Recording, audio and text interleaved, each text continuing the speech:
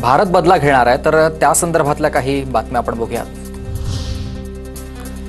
यूएनमध्ये भारताकडून पाकिस्तानची पोलखोल, आम्ही दहशतवाद्यांना आश्रय दिल्याचा पाकिस्तानी मंत्र्यांच्या कबुलीचा व्हिडिओ सादर केलाय।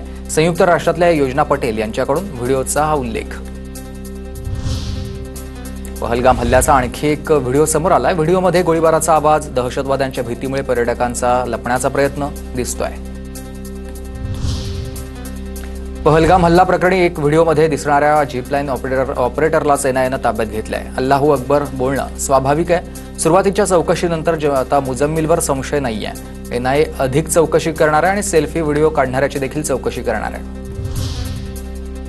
श्रीनगर पोलिसांकडून दहशतवाद्यांशी संबंधित ठिकाणांवर छापेमारी, दहशतवाद्यांच्या कारवाया रोखण्यासाठी 36 ठिकाणी श्रीनगर पोलिसांकडून छापेमारी।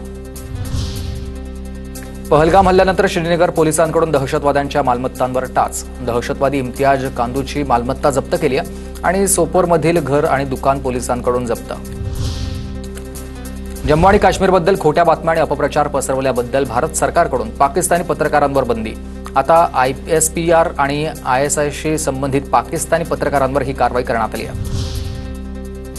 रशियाचे उपपरराष्ट्र मंत्री आंद्रे रेडेन्स्को यांनी रशियातल्या भारतीय राजदूत विनय कुमार यांची भेट घेतली आणि दहशतवाद विरोधात आम्ही भारतासोबत आहोत अशी ग्वाही दिली।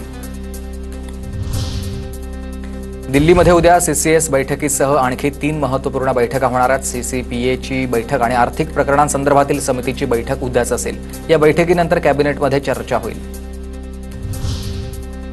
काश्मीरमधील 87 पैकी 48 पर्यटन स्थळं पर्यटकांसाठी बंद आहेत। खबरदारीचा उपाय म्हणून 50% पर्यटन स्थळं पर्यटकांसाठी बंद।